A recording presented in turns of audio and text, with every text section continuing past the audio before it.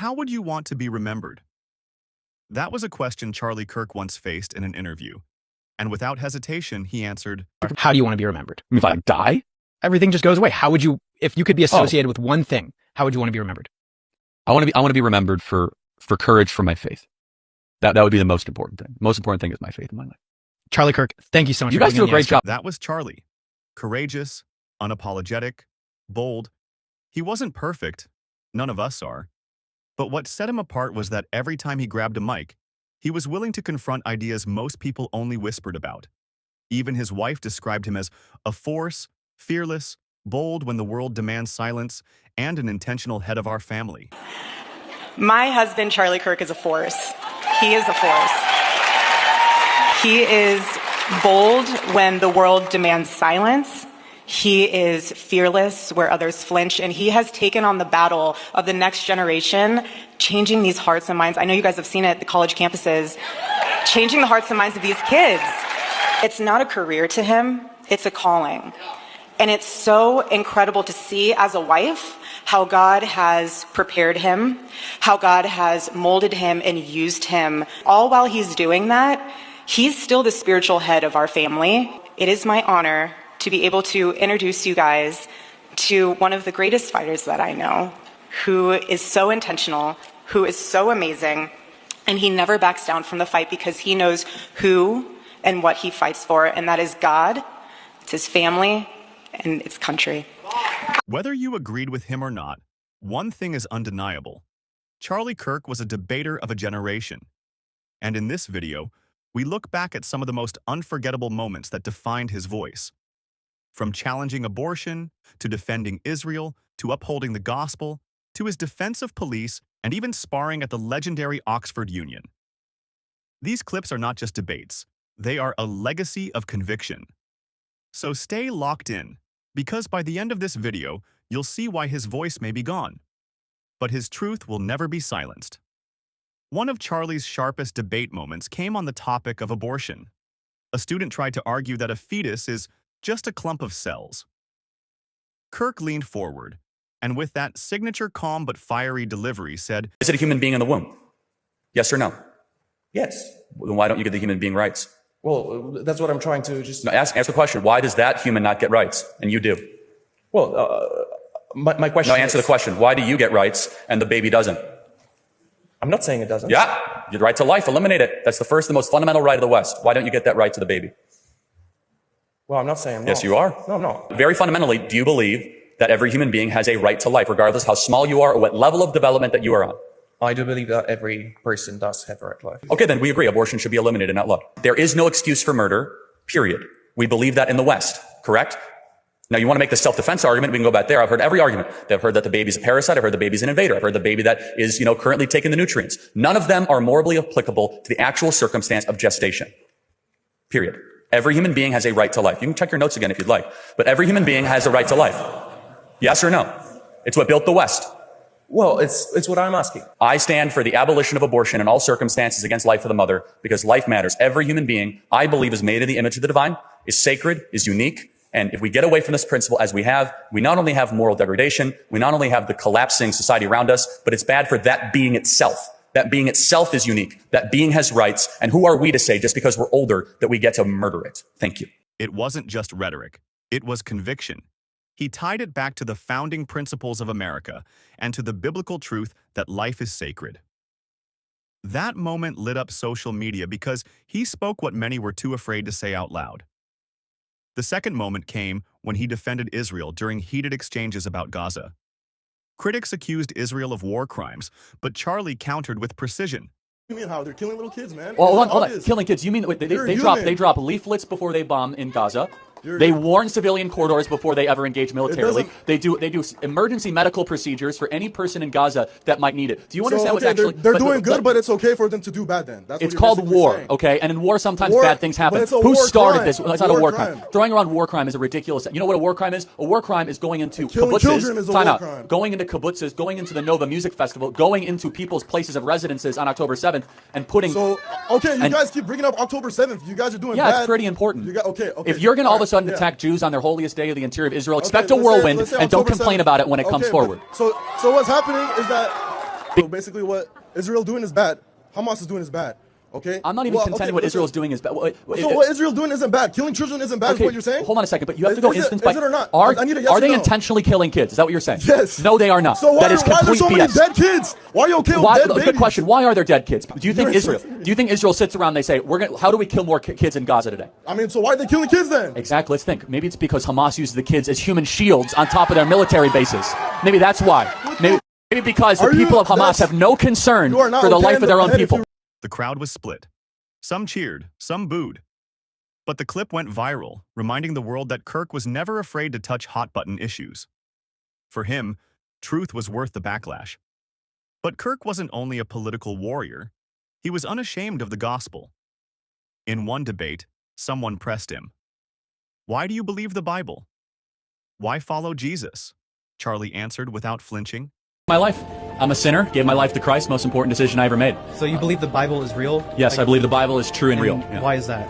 Well, I could give you the technical answer. There's never been an archaeological discovery that has contradicted the truth of the Bible. And then, of course, the wisdom. There is not a truth of the Bible that if you apply to your life does not improve dramatically. And then finally, we have the most accurate and transparent, historically robust account that one can have of the most important figure ever to live in the history of the world, Jesus of Nazareth. And the resurrection is the pinpoint of my belief that Jesus did rise from the grave so that we may live. If Genesis 1:1 and the resurrection is true, anything in the Bible is possible. You're looking at the greatest miracle. The greatest miracle is creation. And then the fact that Jesus rose from the dead. And I say, how do you know that Jesus rose from the dead? Well, show me another historical piece of a story where so many people willingly died a brutal death for a lie. Every single person around him had everything to lose, and yet they went to the absolute death, from Paul to Peter to the half-brother of James, saying that Jesus is Lord, Jesus rose from the dead. Not to mention, if you were going to fake a story, you would not use female witnesses in the ancient world. In the scriptures, it said that the women were the first one to see Jesus Christ. If you're trying to fake a story, you would never do that. And when he was asked to defend what Jesus stood for and the quality of love, he gave a remarkable response while referring to the story of the woman caught in the act of adultery. Please explain to everyone out here what Jesus stood for, and especially the qualities of love, how to love your neighbor even if they don't agree with you. So what is your name again? Talise. Talise, that's a beautiful question. I'm glad you came up to ask it. So John 8, if I'm drawing from memory correctly, best embodies both Christ's mercy and love, but also his commitment to truth. And sometimes in the modern gospel, we overemphasize the grace and we underemphasize the truth. Yeah. And so we are far too willing to say, hey, Jesus loves everybody, but we don't get to the second part of the conversation that says Jesus doesn't want you to live in sin. So this is, in John 8, it's best embodied, right? Almost every Christian in this audience will be able to tell you the first part of this, which is a bunch of Sadducees and Pharisees who are standing around with rocks, and they're about to stone the prostitute woman. And Jesus comes up and says, let the first among you without sin cast the first stone. And everyone starts dropping the rocks. But what comes next shows that Christ is not just grace-focused, he's simultaneously truth-focused. He goes up to the woman who had a career in selling herself for sex and said, sin no more. Now, imagine today how much trouble you would get in if you would go up to somebody and say, stop sinning. Oh, you're being too judgmental. No, you're actually being Christ-like. So Jesus stood, he was 100% grace and truth. And that tension is very hard in a modern world because we want to overemphasize grace when in reality Christ loves us too much to have us continue to live in sin. He wants us to try to elevate our actions to glorify God in all that we do. It wasn't a politician's answer. It wasn't a rehearsed spin. It was a confession of faith. And that's why people listened. One of his most iconic appearances came at the Oxford Union. Facing sharp, elite opponents, Charlie defended Donald Trump's policies. The British crowd expected him to falter, but instead, he dismantled arguments one by one on economics, on immigration, on national security. I'll give you £1,000 right now if you could tell me the U.S. citizen that was deported under Donald Trump. You said that twice. Yeah, the U.S. citizen that was deported under Donald Trump. Can anyone tell me? £1,000. I'll give it to you right now. Yeah, name? Wrong. Not a U.S. citizen. Citizen El Salvador. Anyone else? U.S. citizen deported under Trump. Nope, that was a lie. You should know better than that. You go to Oxford. So that is a correction. Number two, can you tell me when it comes to Charlottesville, something that you said when Donald Trump said that there were people on both sides, he was actually talking about the statue debate, not what you said. So that's a hoax. That's line number two. Oh yeah, you said that somebody over here said something about Pete Hegseth being nothing more than a TV host. You should also mention that he was a service member of the military. Nope. Sorry, I'm going to talk uninterruptedly. Thank you. Service member and was a decorated war hero. Funny you didn't mention that. Oh yes, January 6th came up multiple times from, you tried your best, but from you, and from the opposition. It's not an insurrection. You called them all rioters. It's funny. A small percentage of the people that were actually there on January 6th did anything violently. The vast majority walked into the Capitol building after they were invited. Also, back to your point, I certainly hope Reform and AFD wins. So I hope that it's not to teach Trump a lesson that he goes too far. We'll get to that in a second. Finally, the Donald Duck, really, like, what was that all about? What is this jar? I have no idea what you're talking about in the back of the room. It's like, it's completely lost on me. So I don't know what that's all about. Also, on the Canadian border, the professor failed to mention that the Canadian border was closed. President Trump said fentanyl, and the amount of terrorists that are coming across the Canadian border, of which the most terrorists that come into America come across the Canadian border on the terrorist watch list. You did not mention that. And finally, professor, you never heard of it in South Africa. Interesting. You never heard of that. The fact that a major political party in South Africa says, quote, kill the Boers. Kill the Boers. I would expect more of somebody who wrote a dissertation and teaches here at Oxford to say that you would not know about the attempted slaughter and genocide of white South Africans. I never went to university. I take that as a great compliment. So therefore, everyone who went to university should be able to run circles around me. You'll be the judge, but I'll do my best. Love him or hate him, you couldn't deny the skill. Even in one of the most challenging intellectual arenas in the world, Kirk held his own, proving that his ideas weren't just American talking points, but global debates. Finally, perhaps the most controversial moment, when a woman confronted him about George Floyd. She asked why he wanted the officer pardoned. Kirk boldly answered that the evidence didn't prove the officer's actions caused Floyd's death. You were trying to get the officer who murdered George Floyd pardoned, and I just want to know what your reasoning was about that. Well, George Floyd didn't die because of the police officer. He died largely because of a drug overdose. But he had his knee on his neck. We all saw the video. But the knee on the neck is actually an approved police technique that police departments taught Derek Chauvin to use. Do you know that George Floyd was saying, I couldn't breathe, well before that restraining technique? And so why'd they use the technique if he already couldn't breathe? Well, because he was actually resisting arrest, and they had to restrain him, and they restrained him in a way that they were taught to do, which is the knee on the neck technique. Okay, so when does the technique end? Like when they die? Like he said he couldn't breathe? No, I mean, the technique ends when the individual stops resisting arrest. His cause of death was not asphyxiation, it was drug overdose. That was a part of it. Like he also had a heart thing, and like he was on drugs, but like he wouldn't have just died if he was standing there. Like they had his. Well, actually, there's an argument to be made. According to the medical examiner, he was drug overdosing in real time. That it wasn't because of the police officer, Derek Chauvin, that put his knee on the neck. And again, they were taught to do that. According to the Hennepin County Police Department, they teach that as an approved restraint technique. And by the way, this is just a broader point. Our whole country blew up because of this incident, and it was largely based on a lie. Largely based on a lie. What was the lie? The lie is that there was a white police officer that went after a black person just because he was black, and it just wasn't true. He was resisting arrest. Okay, but he killed him. Like that doesn't. Well, again, the county medical examiner disagrees. The county medical examiner in the original report. So then why did he get sentenced? Exactly. That's a good question. It's because it was largely a show trial where actually they were not. Gasps echoed in the room. Some shouted him down.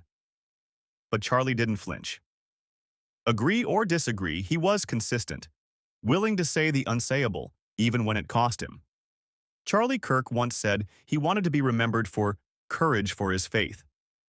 Looking back at these moments, it's clear. Courage wasn't just something he talked about. It was something he lived.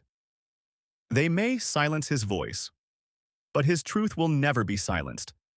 For a 31-year-old believer in a secular nation, he was remarkably steadfast, brave, and courageous in his faith.